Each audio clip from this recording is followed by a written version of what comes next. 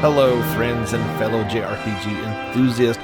Welcome back to the podcast. This is episode 125 of the JRPG Report.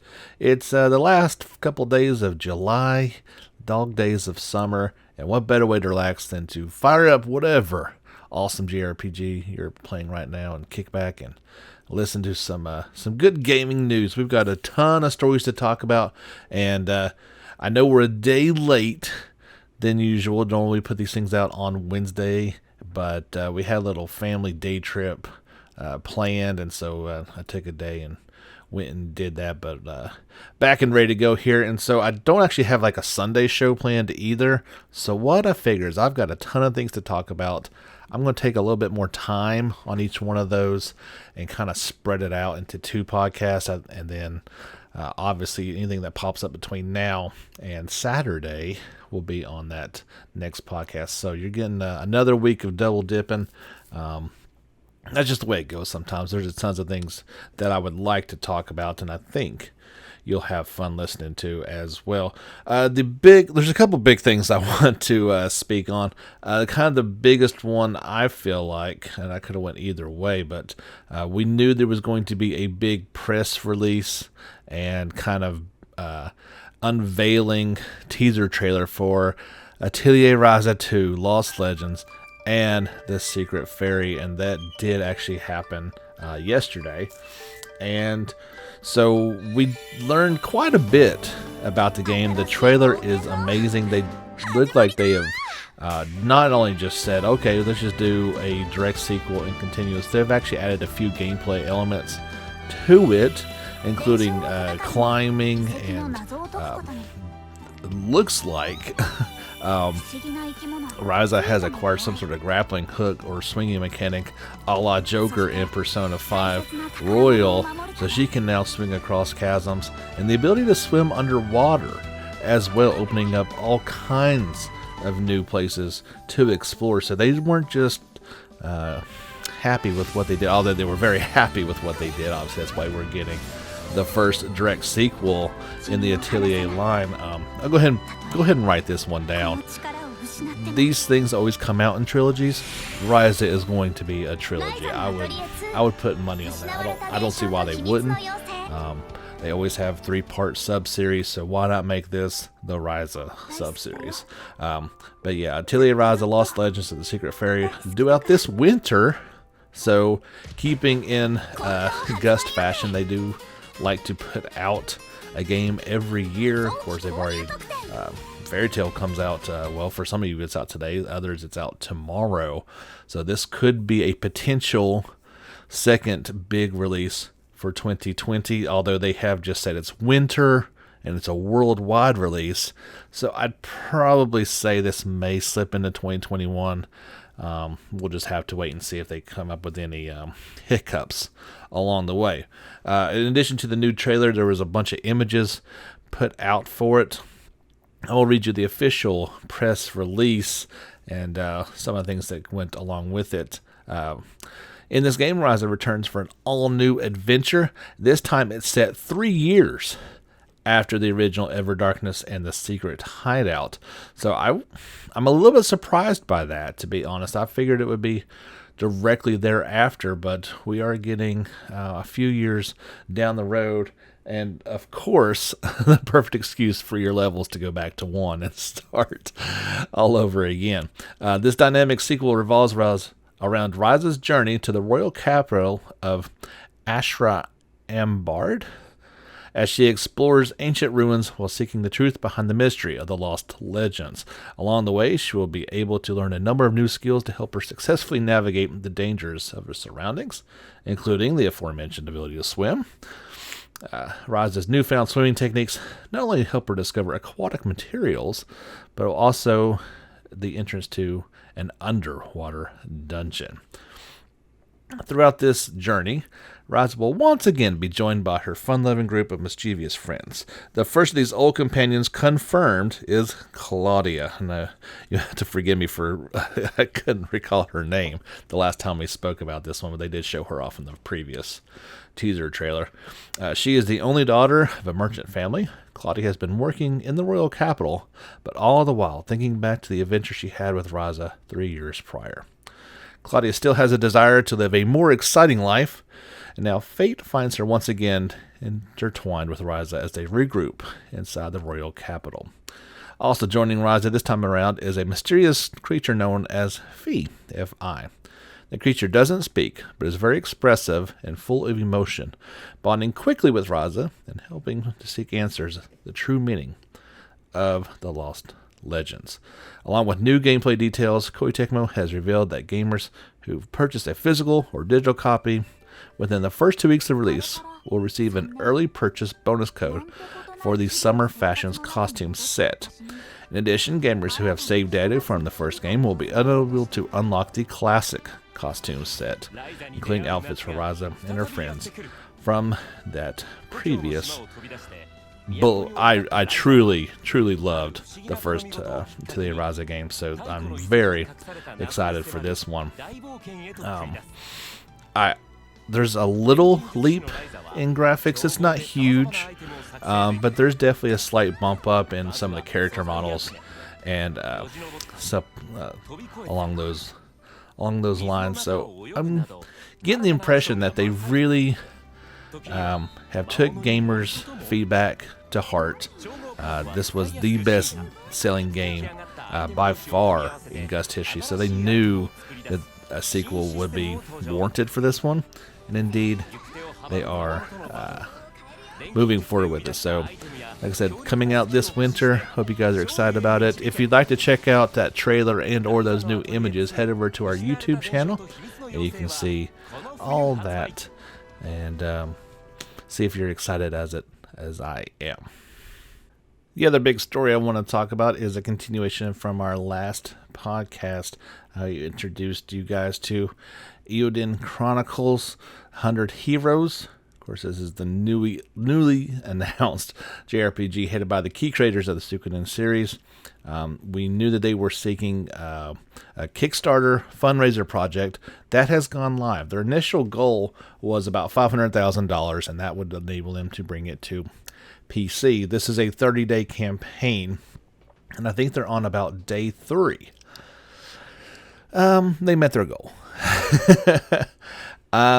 As of this recording right now, they have $2.3 million in Kickstarter backing. It has been a phenomenal success to the tune of actually shutting. I don't know if it was directly responsible, but it had to be at least in part of it. It knocked Kickstarter out for a few hours, finally going back online.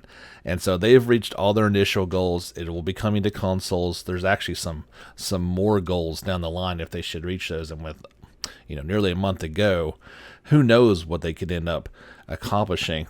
And this is all fantastic news, of course. I did want to give you a few more tidbits about the game that I've kind of either glossed over or there weren't quite the details in this initial.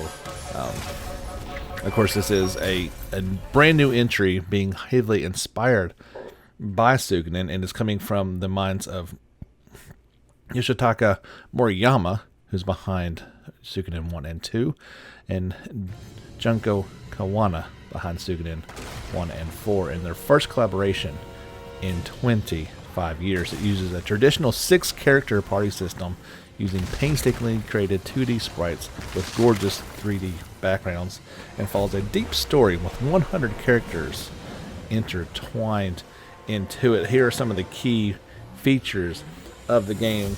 Of course, it places a heavy emphasis on exploration. This world offers a vast expanse to explore, full of lush biomes, bustling towns, creepy caves, and quiet villages. You will talk to townsfolk to learn more about the region, explore remote locations, and fight secret bosses, or maybe just enjoy the gorgeous scenery. It has that so preferred in my world turn-based combat.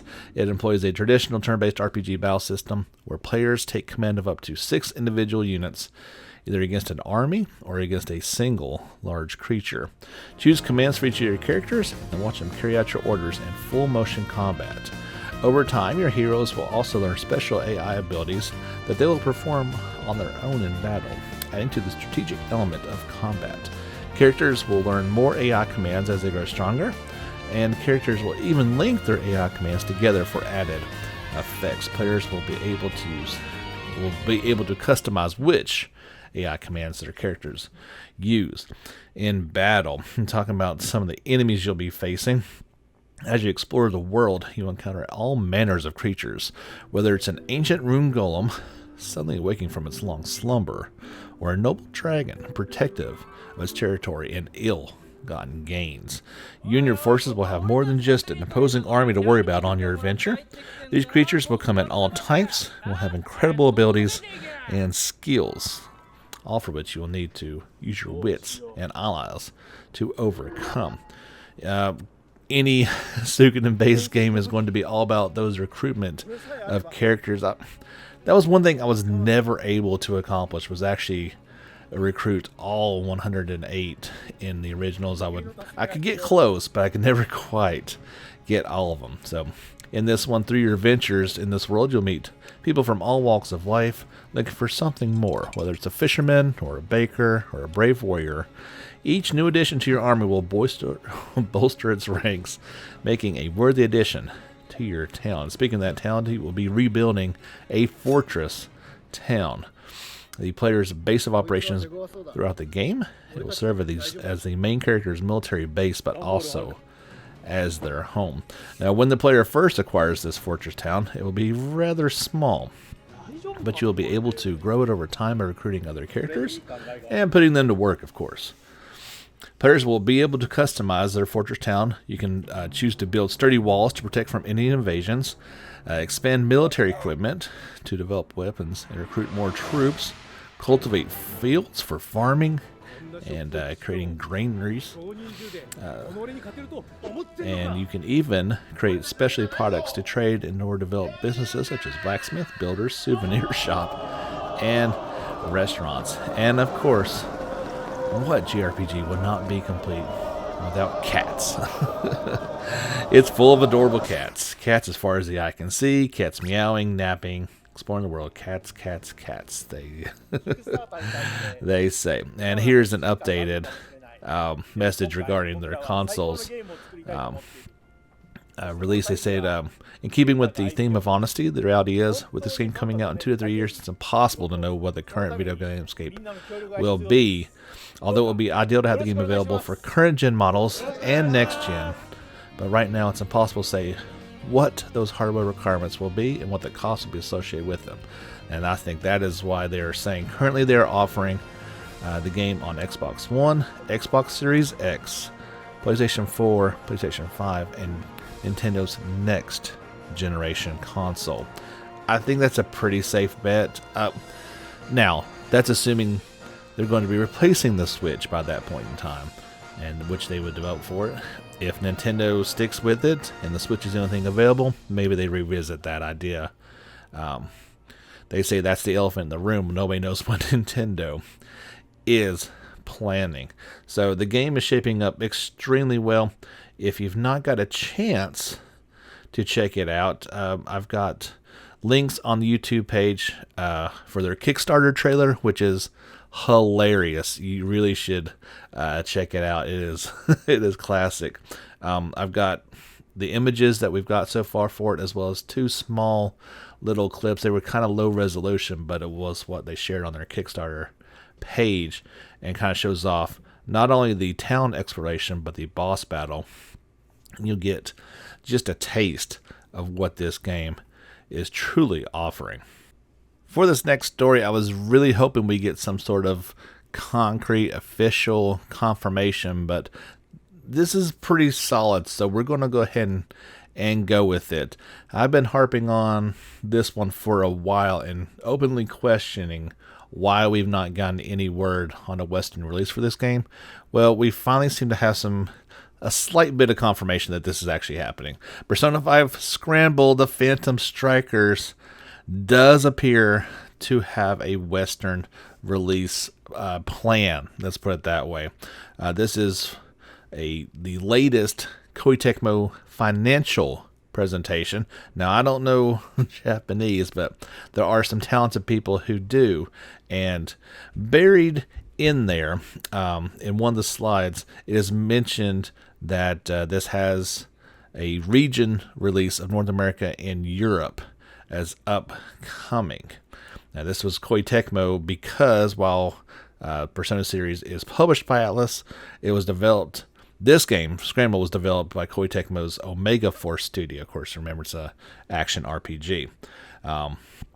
Remember, this game has been out for a while.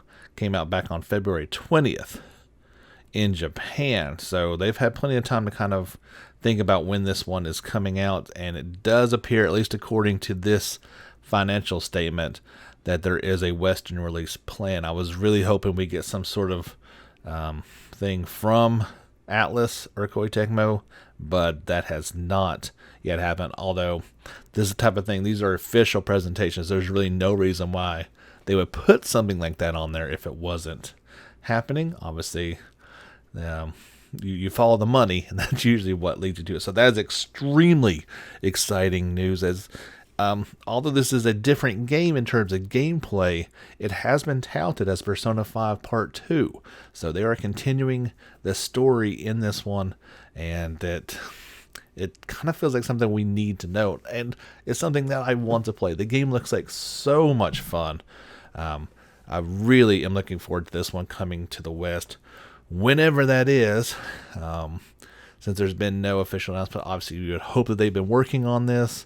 But I wouldn't imagine we see it before 2021, if I'm guessing. Now, hopefully, maybe we get something that changes that. And of course, as soon as that happens, I will let you guys know about it.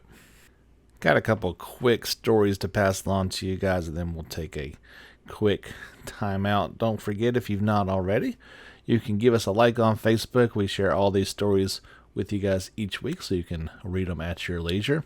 You can follow us on Twitter. I retweet all kinds of interesting stories in addition to everything we talk about here. And like and subscribe on YouTube for daily JRPG videos. All the trailers I talk about here, plus some of the things I put together myself, as well as some live streams when I'm doing that type of stuff, is available over there. This one was about a week ago, but it was announced that Yakuza Like a Dragon will launch for PlayStation 5 in the West, in addition to its previously announced Xbox Series X, PlayStation 4, Xbox One, and PC versions. Sega announced it does appear as though the PlayStation 5 version will come out a little bit later. No word or really visuals to show how those next generation versions will be any different, but it's you're going to be hearing this quite a bit. I would imagine that all games coming out fall and winter are at least planned on also coming out for next gen systems.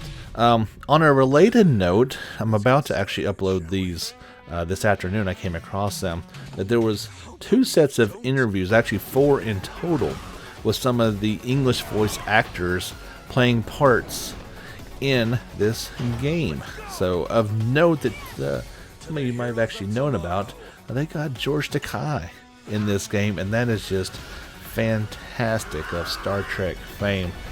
In addition, there's a total of 4 videos, and I believe it's all the 4 main characters in the game and their role in it. So be looking forward to that one a little bit later. I'll share it. This game is shaping up to be insane in the best possible way, and I can't wait to maybe get my hands on it at some point in time.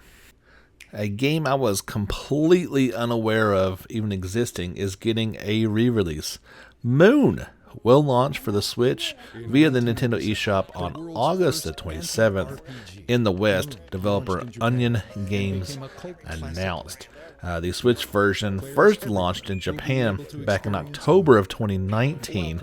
A physical edition is due out on October 15th. This game originally launched for the PlayStation 1 a few years ago, October of 1997. Here's an overview of this one. It is definitely a bit different. Back in 1997, the now legendary anti-RPG Moon launched in Japan, and now revived by a team of its original creators. Found out why it became an instant cult classic as Moon comes to the Nintendo Switch in English for the first time ever. And they ask, what is an anti-RPG? So if you ever played an RPG and wondered, why is it okay that this hero is breaking into houses and stealing items from people's drawers? Why is it okay that this hero is killing thousands of innocent monsters? Moon is a game about turning those tropes upside down and seeing what really happens behind the scenes of your favorite RPG video games.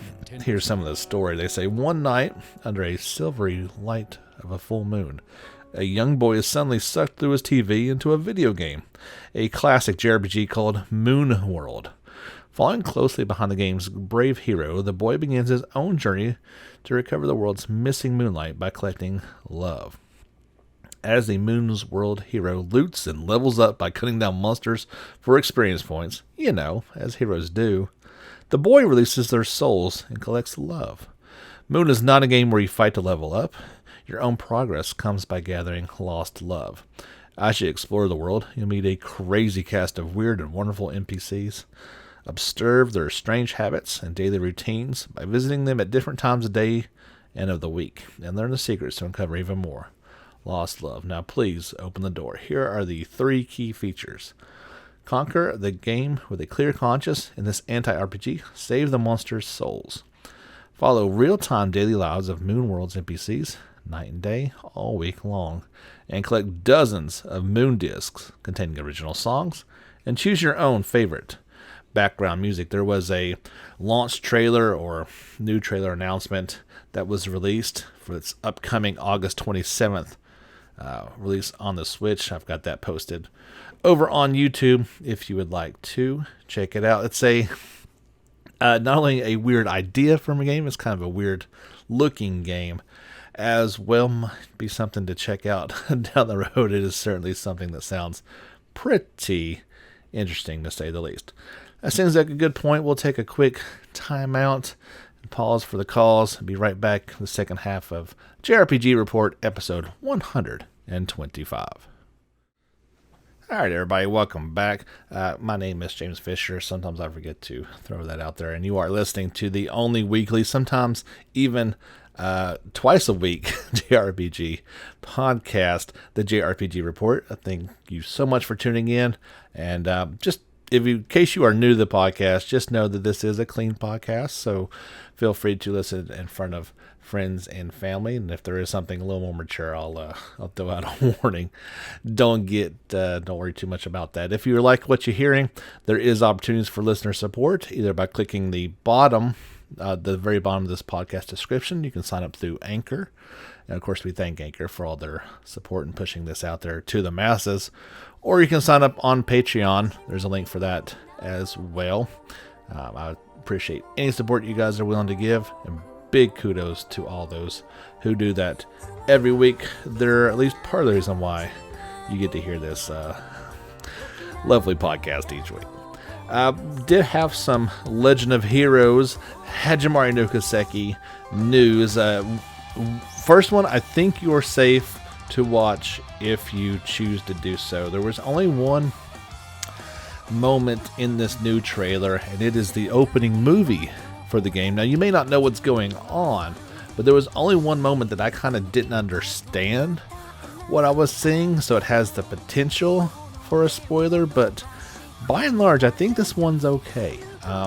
It does show returning characters, but none that would be not in place, so to speak. I'm not sure how else to say that. Like I said, I've been a little weary of this game from the get-go because it does have massive spoilers, and I try to always warn you guys when that is the case. But if you want to, if you're on the YouTube channel and want to check it out, you see it like Okay, I can actually see what's going on with this one.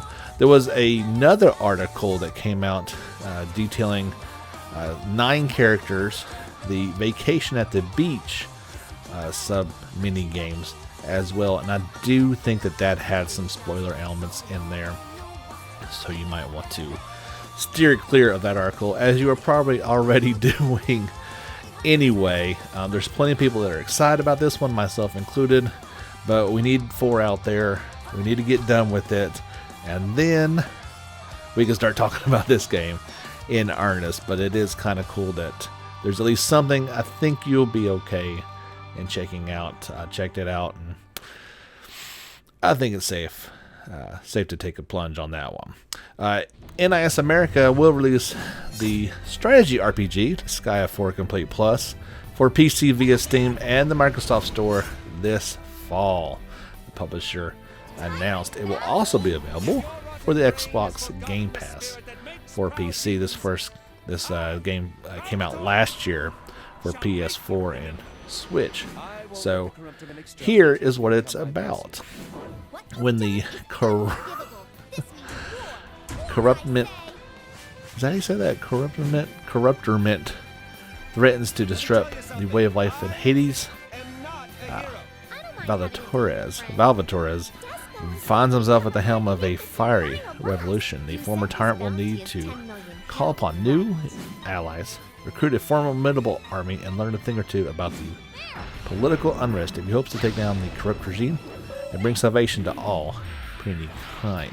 Here are the key features of this one. You will lead a bloodless coup. Skya now, Skya forever. Make it to level 9,999. Make it happen. Custom maps, build your own. Barge into other players' games on a flying pirate ship. Why not? Of course, those are online features that will come after the launch. And you say, and that's not all. Everything that graced Skya 4 is here with over 30 unlockable characters, extra story campaigns, and modern flourishes to the Skya formula. The Skya 4 Complete Plus offers a deep and smooth amount of SRPG experience as has ever been before. There are some network features will do post-launch, including map editor, pirates, foreign and defense ministers, nether battle tournament, everyone's netherworld records, pirate trial, and ranking battle. So yeah, PC owners will finally get to experience this one coming up in not too much longer, this fall. As soon as I get a exact release date, I will let you guys know. Of course, there was the PC announcement trailer. You can't just put these things out. There must be an announcement trailer. You guys know where to find that over on our YouTube channel. There is the mobile game, the Skya RPG. Well, publisher ForwardWorks and developer Nippon Ichi have announced there will be a PC version of the game coming out. I believe it's coming out this summer in Japan. Still no word on if it's going to be coming over here or not. Of course, there's always ways of playing these games if you so choose. I had a comment, somebody on the video itself, saying that's kind of noticing the disturbing trend of some of these gacha games making their way to PC, and I kind of know that it's been slowly creeping into consoles as well, not just PCs, and it's just a way for these publishers to make money. And if people are going to support that and keep buying it, then that's the consumer's choice. It's also the consumer's choice to ignore games like this. But as far as I'm concerned, I just pass along the news. It's up to you guys what you choose to do with that. Compile Heart updated its official website for Neptunia Virtual Stars, and they're talking about the Video Battler system now. So here it is. This is an online feature. A Video Battler is a hyperdimensional system that lets you generate items from internet videos and recorded beat-tick videos. Simply select a video to generate an item card. The item you get will depend on the video. Select your favorite genre from 8 categories and then select a video that you want to generate an item from. It's a pretty cool feature. There are over 300 Yabakore cards to collect. You can try and collect them all, of course. And you can record a beat-tick video by switching recording mode to on. Even if you are playing offline, you can still utilize the video battler system to generate items using that system. Neptunia Virtual Stars is due out for PlayStation 4 on August 6th in Japan, and sometime in early 2021 in North America and Europe. Going on right now in Japan is the closed beta test for the mobile game Near Reincarnation. I shared I think it was about 13 minutes of the opening minutes of that open beta. So if you're curious how that game is looking and shaping up, of course it is for Japan, so that's kind of the limitations that I still don't even know if it's coming to the West or not. I'd probably imagine it will, but yeah, if you're really curious about this game, you can check that out and see how the game is shaping up. Sega announced the PC version of Phantasy Star Online 2 will come out for PC via Steam on August 5th. It will offer crossplay and cross-progress with other available platforms. This means, of course, that Phantasy Star Online 2 New Genesis is also coming to Steam when it launches in 2021.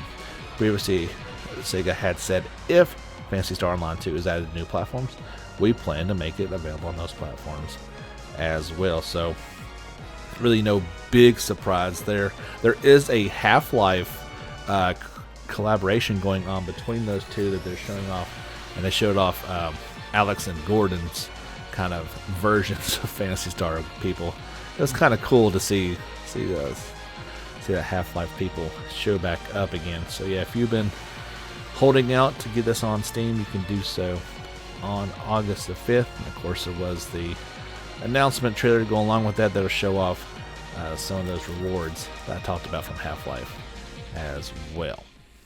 The long delayed Labyrinth of Galeria Coven of Dusk game will launch for PlayStation 4 and PS Vita on November 26th in Japan. Nippon Ichi Software announced this dungeon RPG is a follow-up to Labyrinth of Refrain, Coven of Dusk, and it was originally planned to release quite a while ago, actually a year ago, July 25th of 2019, was then delayed until the spring, then delayed again, but it has finally got a release date. It's pretty unusual to get that long of a delay. You're basically talking about a year and a half. Even more surprising to me, though, is the fact that it's still coming out for Vita. Vita's been dead pretty much for a while, but it is interesting to see this one coming out for it. Still no word on a Western release or not, but at least they finally have a Japanese release date. That's always a good start. Mary Skelter Finale, their website updated, and they've got 3 new characters that they're talking about. The first is Riley. She is a girl living in the Ricard Island slums. While it was just her and Ellie at first, Rachel's parents found her and adopted them. She loves Rachel's parents dearly and calls them Mom and Dad. And here's her sister, Ellie. Pretty much the same relationship. She is Riley's little sister, but has recently been a bit jealous over Riley's affection for her adoptive sister, Rachel. She also loves Rachel, and so in the end forgives her. And there's teeny tiny Rachel living in the same slums. She's a little too young to assess the situation, but is well protected by her adoptive sisters. There's a new system called Blood Farm. You can raise blood flowers inside dungeons using the Blood Farm system. All you need to do is plant blood crystals that you gain in battle inside the dungeon. Blood flowers will grow from the planted crystals and can be harvested once they go into full bloom to gain various equipment and items. This game, yeah, it still looks weird. Still no word on our Western release. Mary Skelter Finale is due out for PlayStation 4 and Switch on October 8th in Japan. We talked a little bit ago about that final closed beta test for Genshin Impact. Well, they come up with a new character. Kind of surprised to see a new one pop up, but why not? This one is the Mondstadt character Sucrose. Sucrose. I guess that's how you say her name. I don't know. But they say that she is a harmless alchemist. At least that's what they. She's an alchemist with an insatiable curiosity towards the world and everything in it. Attached to the Knights of Favornius and assistant to Albedo, her area of focus is bioalchemy. She strives to enrich the world by transforming living things with the power of alchemy. Granted, the products of research sometimes prove to be more weird than wonderful, but on the whole, she has made monumental contributions to the field of bioalchemy. Yeah, that's another interesting character to add to the mix. So her fighting style is a little bit more unorthodox as she kind of throws items into action. Kind of looks like playing a little bit more like the earlier Atelier games in terms of using alchemy and those items created in battle. Another character, I forget how many that puts it up to now. I think it's about 20 or so. So a good amount of variety players that you can recruit in this game. Genshin Impact is due out for PC, iOS, and Android sometime before October, they say, and for PlayStation 4 sometime in 2020. Still up in the air on all those firm release dates. Of course, that depends on these last couple months of betas in terms of how they're going to get this all finally nailed down. That Switch version is also planned, but has yet to get a release window. We talked last week about Shin Megami Tensei 3 Nocturne HD Remaster returning to PlayStation 4. There was 14 minutes of live gameplay footage that was shared during a recent live stream. I cut that down for you guys and posted it on YouTube. So if you really want to see how this game looks in action, head on over there and you can check it out for yourselves. That's going to do it, I think, for this episode. We'll wrap it up right here. And don't forget, check back on Saturday. I'll have another podcast for you guys. And that'll wrap up all the stories. There was just too many to fit into just one. And I'll have any late-breaking news to cover as well. That will be instead of a Sunday special this week. Thanks so much for tuning in, guys. I really appreciate it. I'll give a quick shout out to the Steam Machine podcast. I'll be on there this week or whenever that next episode of theirs releases. They just got done covering Final Fantasy VIII, so I'm going to join the fellas and kind of give my 2 cents on the game. Quick word of caution: I will not promise it is family friendly. If you've listened to any of their podcasts, while they're certainly entertaining, they do have a flair for using some choice words you don't want young ones to hear. So keep that in mind if you choose to check out that interview with me on there. I can keep myself censored, but I can't do much about those fine folks over at the Steam Machine podcast. Thank you so much for tuning in. We'll check you guys out again on Saturday. This has been episode 125 of the JRPG Report. My name is James Fisher. And until next time, guys, get back out there and level up.